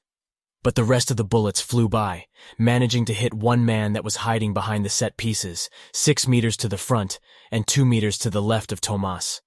A bullet went through his right thigh, and he screamed in pain while holding the wound. That was a wake-up call for Tomas.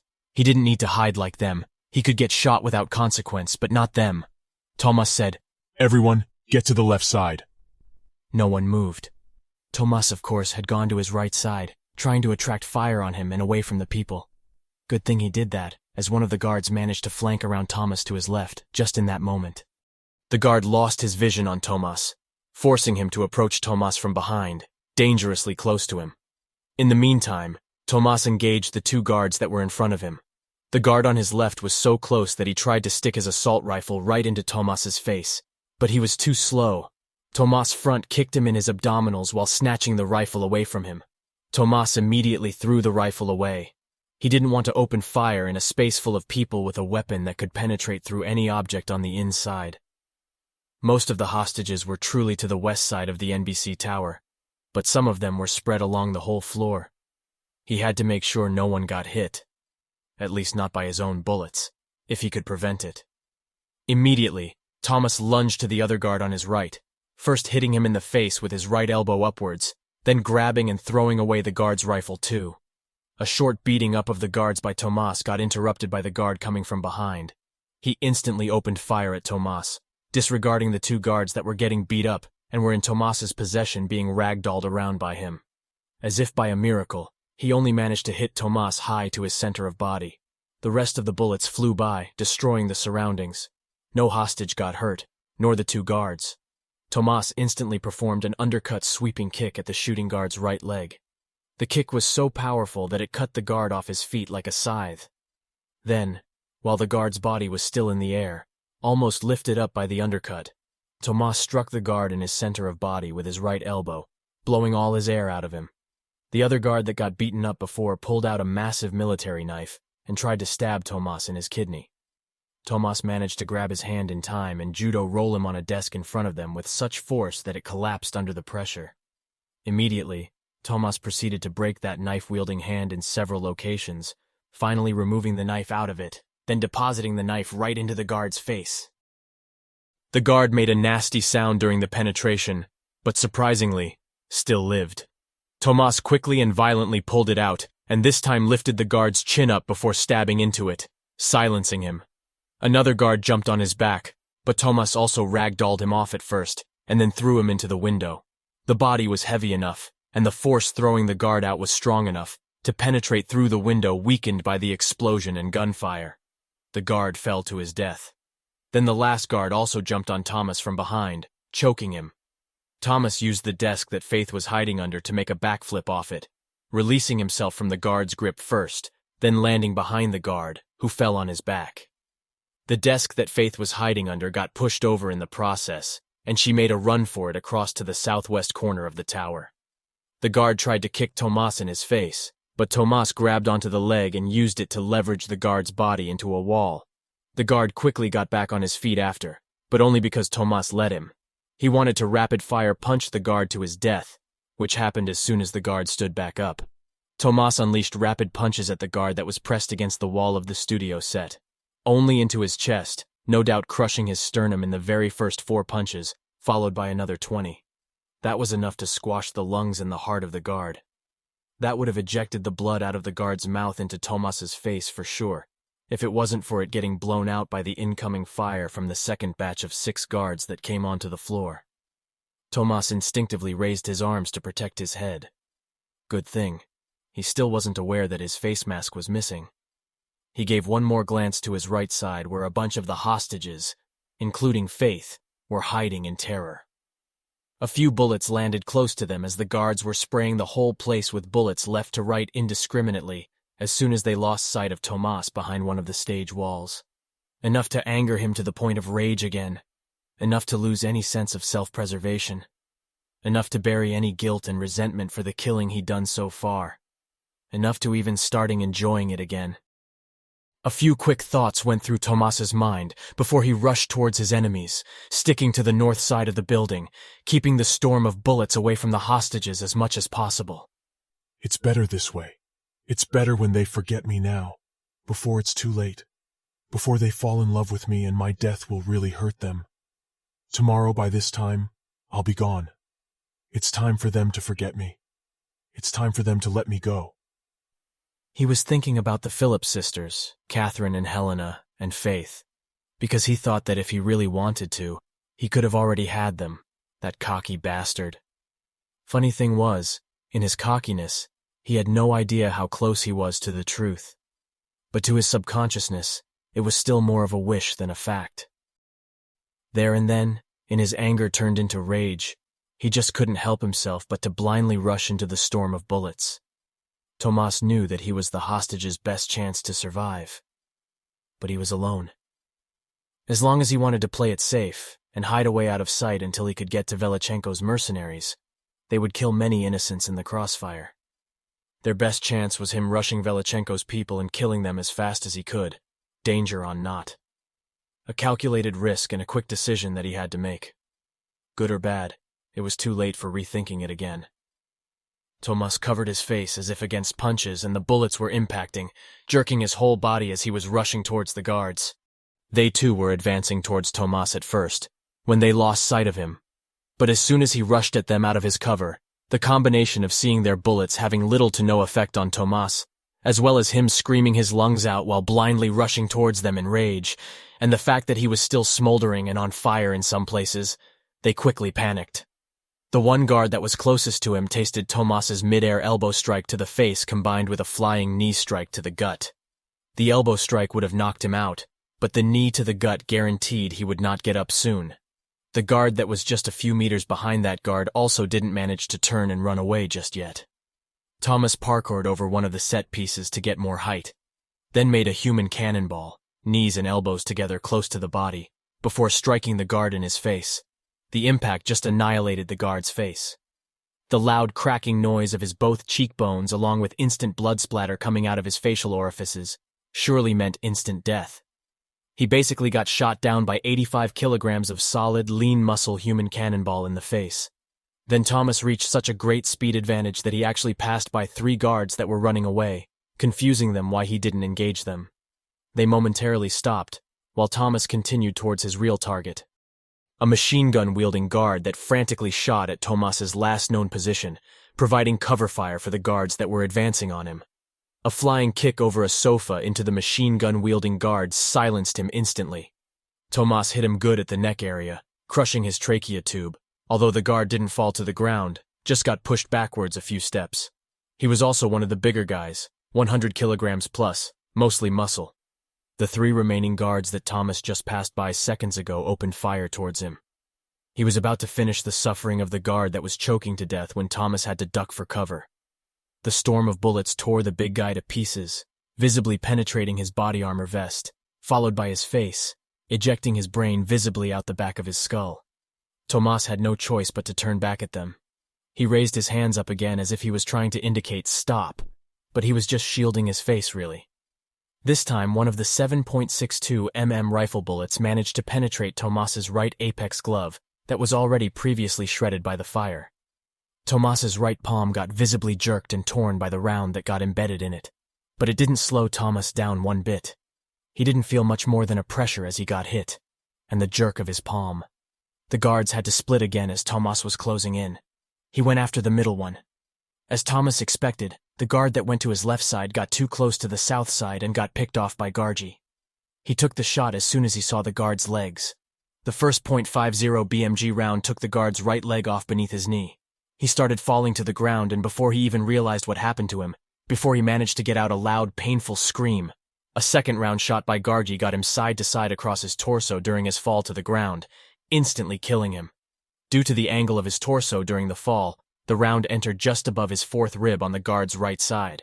However, on the exit, it took all of his left side ribs, leaving a 30-centimeter wide hole and bits of shattered ribs protruding out of his torso's left side. Fragments of the ribs bones sprayed one unfortunate hostage that was hiding on a stage set behind an L-shaped sofa, lightly injuring him in multiple places around his body, as some of the bone fragments managed to embed themselves into him. It was like birdshot, 20 small pellets that would barely penetrate the human skin at distances larger than 10 meters. Painful, but not lethal. It was an unfortunate accident, but Gargi had no idea, as the hostage was out of his vision. Needless to say, several hostages that were close by were shocked by the sight of a man almost being cut in half in front of them. One even vomited. At the same time, Tomas engaged the middle guy. The guard first swung the stock of his SR-47 assault rifle at Tomas, but he just ducked down and then twist-axe kicked into the guard's face left to right, just as he tried to aim the SR-47 at Tomas again, pushing the weapon away in time while the burst from the weapon flew randomly into the surroundings. The guard that went to the north side of the tower hesitated to shoot at Tomas while he was in combat with his buddy. Instead, he decided to come back and help him. Tomas first judo threw the middle guard over his body towards the oncoming one, but he dodged the thrown body in time. Then Tomas also judo threw the oncoming guard over his shoulder onto the floor while holding the gun-wielding arm of the guard, then snapping it with the assistance of his knee, releasing the weapon out of his possession.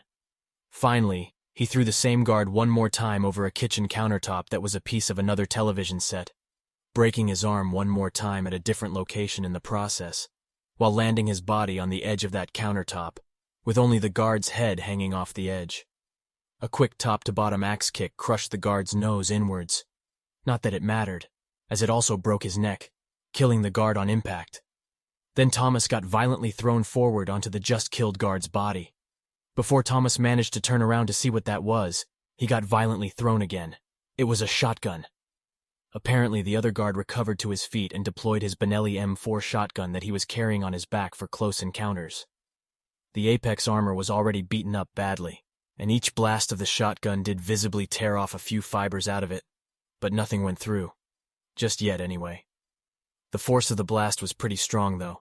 It felt like receiving a front kick from a Thai boxer. Tomas quickly performed a cartwheel backwards, landing a powerful kick into the chest of the shotgun-wielding guard. It was so powerful, in fact, that once again, as it was accustomed by now performing this move, the loud crack of the guard's sternum was accompanied by an instant ejection of blood out of the guard's mouth, propelling him into the window on the north side, through it, and out. If the impact of the kick didn't instantly kill him by squashing his heart against the back of his own ribcage, then the fall certainly did. The action was so fierce, so hectic, that Tomas didn't even realize that another batch of guards arrived in the meantime onto the 26th floor. The fact that he was also completely deaf, ever since the injection after the explosion, could also have something to do with it. Luckily for Tomas, he instinctively turned towards the working elevator to see if the floor was now clear. Another 6 men were standing there, staring at him. They were witness to the backwards cartwheel into the chest kick, and couldn't believe the force of it. The surprise factor of that created just enough delay in their next action, just enough hesitation on their part, that once they opened fire at Tomas, he could have predicted it. Tomas didn't move anywhere. He stood close to the window at the north side of the tower, and at an angle that the bullets would fly out of the building, safely away from the hostages. He just squatted down to the floor, exposing his back surface to the fire, Tomas's hands protecting his head while he leaned forward. Hundreds of bullets lit up Tomas's surroundings, Swiss cheesing everything around. Due to Tomas's small silhouette after he squatted down, and the fact that he was partially in cover, only a dozen rounds actually hit him in his back, and with little effect, no penetration. The fire ceased. Tomas stood back up, facing the guards. Finally, he had more time to have a better look at them. One man in the center was a big guy, wielding an M249 machine gun. Tomas presumed it was Joseph Antolihev, Ivan Velichenko's right hand. He was right about that. Joseph was massive, and obviously lean as well. Could have definitely placed in the top 6 at a Mr. Olympia contest. He was that big. He was also taller than Tomas, and must have had a good 20-40 kilograms, 50-90 pounds, of lean muscle over Tomas. It certainly would not be a fair fight should he get hold of Tomas. Soon after the gunfire ceased, and Tomas raised like a phoenix out of the ashes, his backside still on fire at places and smoldering. Instead of reloading their guns and opening up at Tomas again, Joseph ordered the rest of the guards to hold their fire. "He's mine," Joseph said calmly, almost in a bored tone. Then he threw his M249 away. At first, Joseph just slowly walked towards Tomas, his buddies close behind him. Tomas held his position firmly, already planning what he would do and how. Unexpectedly, Joseph raised some kind of a remote control and pressed it. It blew the remaining elevator up, preventing anyone from coming in or out of the whole building. Then Joseph broke into a slow jogging pace, soon after that, into a full-pace sprint towards Tomas, his buddies keeping up slightly behind. The sight of the approaching giant forced Tomas to start instinctively backing up. Tomas had no interest in fighting Joseph. He knew it would be for the best should he kill him with the first blow, or at least knock him out. Joseph was only about 5 meters away from Tomas when he began his tackle move on Tomas, lunging at him, hoping to bring Tomas to the ground with him being on top. Tomas was watching his movement closely, counting. He had to counter-move Joseph at the precise moment. Tomas performed a cheat gainer move to the left, as if he wanted to do a butterfly kick. He used it to gain bigger momentum for his outside crescent kick with his right leg. Immediately after the cheat gainer move that helped Tomas avoid Joseph's tackle, he started to perform the outside crescent kick low to the left, then high to the right, hitting Joseph exactly below the right side of his chin with his right leg. The massive momentum that Tomas accumulated through the cheat gainer, in combination with his own power, jerked Joseph's head to his left so violently it instantly snapped his neck. No wonder. The force generated was so great, it actually lifted Joseph's whole body slightly upwards before ejecting it to his left side over a kitchen countertop that was part of another TV studio set, the whole countertop length, before the lifeless body of Joseph finally fell down to the ground off it. However, every action has a counter-reaction. Tomas got ejected by equal force to the opposite side. Joseph's body was so heavy. Tomas flew sideways over a desk, landing on his back. One of the guards immediately jumped on him, trying to stab Tomas high in his chest with a knife that he pulled out. Tomas managed to wrap his right leg around that knife-wielding arm, then bending it at knee, breaking that arm at the elbow joint while losing the knife as well. Of course, Tomas also used the momentum to smash the guard's face into the floor, but it wasn't enough to kill him, just broke his nose. Then Tomas kicked the guard away, hoping to bump him into one of the 4 oncoming guards. They just avoided the guard's body as it fell to the ground. Tomas proceeded to break them up in close-range combat. The first of the 4 that got to him tackled Tomas to the floor. Tomas managed to put his right leg up and bent at the knee under the guard's chest while wrapping his right arm behind the guard's neck and under Tomas's armpit. They fell together to the floor, and Tomas just pushed away with his knee on the guard's chest while pulling violently down on the guard's neck. Yes, it snapped, killing Velichenko's mercenary. The 3 guards that still stood, the 4th being dizzy and trying to get back on his feet, opened fire at Tomas, hitting mostly the dead guard's body that lay on top of him. Tomas pushed the body away to the side and performed an undercut backwards kick onto the left-standing guard's legs, hitting just one of the legs, which was enough for the guard to lose balance and start falling. However, Tomas immediately performed a 360-degree jumping heel spin kick, hitting the guard in his face whilst falling, knocking him out.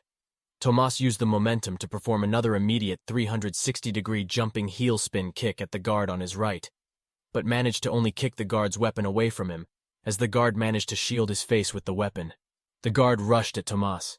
He just judo threw the guard over his shoulder while still holding the guard's right arm up. Then he quickly repositioned himself, forcing the guard to lay on his belly whilst breaking his arm for the first time at the elbow. Then Tomas wrapped his right leg around the guard's broken arm and sat on it, bending his knee all the way to the floor. The arm snapped again, and the guard cried out in pain for the first time, and the last. Tomas then grabbed the guard's head with both of his hands and violently twisted it, killing the guard. The 4th guard that had so far only unsuccessfully attempted to strike at Tomas, but always got deflected, then ignored by Tomas, finally managed to land a roundhouse kick at Tomas's head.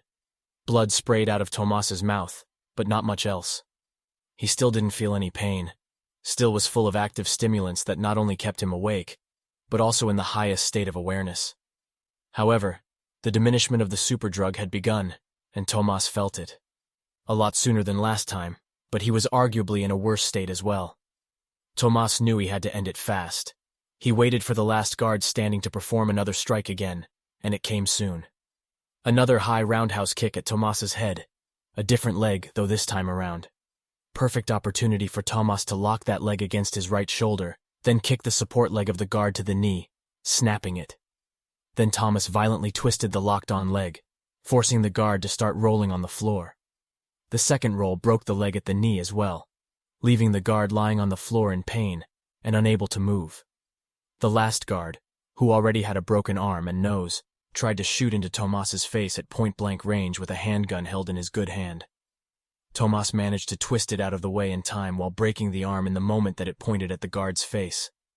The moment that the guard's elbow snapped forced one round out of the .45 ACP Colt handgun, blasting off the whole right side of the guard's skull. Bits of his brain painted the surroundings. Then Tomas choke-slammed the dead guard's body onto the head of the guard with both broken legs, who in the meantime had also pulled a handgun on Tomas and was in a sitting position with his left arm supporting his body up and his right arm shooting. It didn't kill the guard. His shooting hand was still up, squeezing shots at Tomas, all impacting into the ceiling instead. Tomas then grabbed onto that arm and pulled it up while kicking into the guard's neck. The first or second kick didn't snap it. although the ligaments in the arm's elbow area were pulled asunder. The third kick did the job, and the guard's neck suffered an open fracture. The guard died a few seconds later, producing gurgling noises whilst one of the arteries that got severed by the neck's fractured vertebrae squirted out blood. Tomas quickly looked around himself, expecting another bunch of bad guys. But there was no one else. All lay dead, one knocked out. He stomped a few times on the knocked-out guard's face, completely flattening it in a pile of bloodied remains, to make sure that the guard would not cause any trouble should he come to himself too soon. Some of the hostages let out a cry of horror as Tomas did so, but he had no other choice. Tomas started to feel slight pain. He knew that the effect of the second chance may cease at any moment, leaving him in God knows what state. Would they manage to kill him should I pass out and he gets up? I don't think so. Gotta make sure. Besides, they shouldn't have to live with that afterwards. For you, it is just one more horror to carry in your heart and mind, along with many others. Tomas proceeded to walk towards the large hole in the facade of the building due to the C4 explosion, to jump out. He'd done what he could. With Gargi's help, he'd just killed 18 men on the 26th floor and 4 more on the 28th. How many could there be? Didn't matter. The elevator was blown. No one else was getting on any of the floors anytime soon. And if they blew it, most likely it was the last of them. The hostages were safe. No doubt a few of Velichenko's men stayed in the lobby, delaying the police until the elevator was blown. But even if they were still alive, they were not Tomas's concern anymore. All of the hostages would be above the 26th floor anyway. He couldn't hear it, but Peter was announcing to him in the comms that the police were already evacuating the 27th floor via the 2 choppers they had, and ropework inside the blown-up elevator shafts that they had managed to set up. Tomas was even limping now, and not more than 15 meters away from the hole in the facade on the south side that the police had no vision of, when he became aware of the hostages rounding up around him. The police FBI never considered to cover the south side with the snipers, as the closest building in the south was the AON Center, after the immediate parking lot of the NBC Tower, the Michigan River, and then some more buildings, roughly 800 meters away. Roughly because that was at the ground level. Should you put snipers on any of the upper levels of that building, it would become more, considered an unacceptable too high of a risk of lack of accuracy at that distance. No problem for Gargi, of course, not even on the roof of that 400-meter-tall monster. He was that good and talented a sharpshooter. A hostage took off his jacket and started to put the fire out on Tomas's back. Until he did it, Tomas wasn't even aware that his back was still on fire in some places. One of the women stepped forward and almost laid her hand on Tomas's left cheek, but restrained herself, due to the state of that face. She thought she could have caused him pain doing that. Tomas was visibly shivering, not realizing it. Shock had started to set in. Many of the hostages got tears in their eyes and were saying something, but Tomas couldn't hear anything, just pointed to his bleeding ears, signaling it to them. Some of them broke up in tears seeing that, covering their mouths with their hands. Then he noticed Faith approaching him. She was holding something in her hand. It was the mask. Tomas touched his face, only then realizing that he didn't have it on. In a moment it struck him, and it was obvious. The people around him were signaling to Tomas with their hands and body language that it didn't matter. They would not say anything to anyone. Tomas understood that. Tomas said, "Thank you, Faith," calmly, while putting his hand on her face, wiping her tears, only to replace them with a blood smudges there due to his bloodied hands. Then he turned towards the majority of the hostages. "I must apologize. I can't hear my voice, so it's hard for me to talk," pointing to his bleeding ears again. "I have risked my life coming here to save you. Worse, the life of my family and friends, since my identity could now be exposed. Please don't let me regret coming here and protect me the way I protected you. This is not a threat, of course, this is just a humble wish on my part. Do what your heart tells you, just as I do. I must warn you, though. Should you want to disclose any information about me, do so only to the police or the FBI, not the media. You could expose yourself as a person of importance to some very nasty people, as you just bore witness. However, I wouldn't be surprised if the information about you being the witness would leak out of either source soon after anyway. I truly wish it would not. I don't want to go through this again." He winked at them, cracking a smile to cheer them up. It worked a bit. "Follow the police orders to the letter when they come. It shouldn't be long now. Good luck. He stepped closer towards the edge of the hole in the facade, but got grabbed by several of the hostages, including Faith. Tomas said, Don't worry, I came in this way. Getting out is the easy part. Showing them his wingsuit capabilities, extracting it fully. It had many holes in both the upper wings and the bottom one between the legs, as it was partially on fire after the explosion. Tomas knew that his parachute was gone, but he had to get out of the building before the police got to him. The hostages didn't need to know he needed it for the landing. Cops' maneuver would have to do.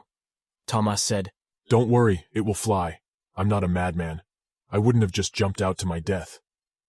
This made the hostages to let go of him, but truthfully, he was only hoping that the wingsuit would fly. Tomas had already made the decision in his mind that should he fall, he would aim his face down to impact the pavement of the tower's south parking lot first, shattering his face in pieces, destroying his identity. Faith was still holding on to him, saying something that Tomas could swear just by the lips moving was "I love you," but couldn't be sure. Then the hostages started to look up to the ceiling, and it became obvious to Tomas that the police SWAT teams were on the floor above already, and that he had to go immediately. He looked at Faith again. I will contact you when it is safe. In the meantime, keep a low profile. Get into the FBI's protection program. She finally let go of him, her face cracking up into tears again. Wish me luck. Looking at the hostages, then he jumped out of the building. He fell 23 floors before the wingsuit got enough lift to start flying. Gargi called into the comms. He will not make it to the lake. He's too low. Cop countered. He will, but he has no parachute. Peter informed them. Gargi, you will have to catch up with Tomas before he lands in the water. Grab hold of him and pull your chute out immediately. Roger that, jumping out?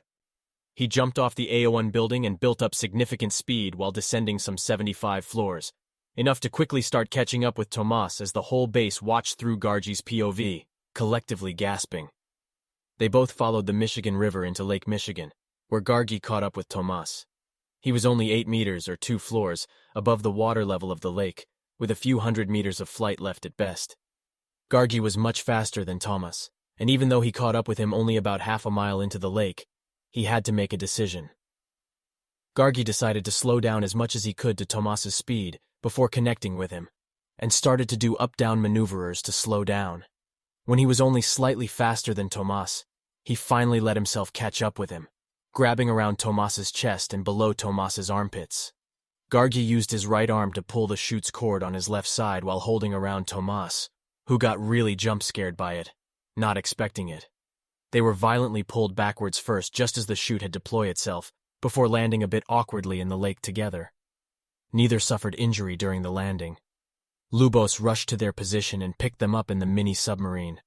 Tomas had already passed out by that time due to the second chance being over. Gargi held Tomas's breathing mask to him during the whole way back. They were rather quick to get Tomas to South Haven, and then back into the base, while Charlotte stabilized his condition in the van with the help of Catherine, who switched because Gargi had no injury anyway. Yes, Tomas's face was beaten up. He had multiple partial ribcage fractures, a partially shattered back, a broken leg and torn palm, along with some non-life-threatening internal bleeding, but otherwise just multiple bruises from the bullet impacts. No penetrations, no burns, no organs pulverized by the shockwave blast. The Apex armor shined, worth every penny. Needless to say, it had to be replaced as a whole after the mission. But no one, including Peter, thought about the $3 million needed for the new Apex armor, excluding the loss of both P-30Ls, the KM-2000 knives, the parachute, and also the wingsuit during the mission. That was just peanuts anyway in comparison to saving all those people. The mask? Good as new. The whole agency was concerned about one thing only: Tomas. Charlotte put him into an induced sleep to allow for better recovery and delay the time that he would be in pain. All were awaiting the moment when Tomas would awake.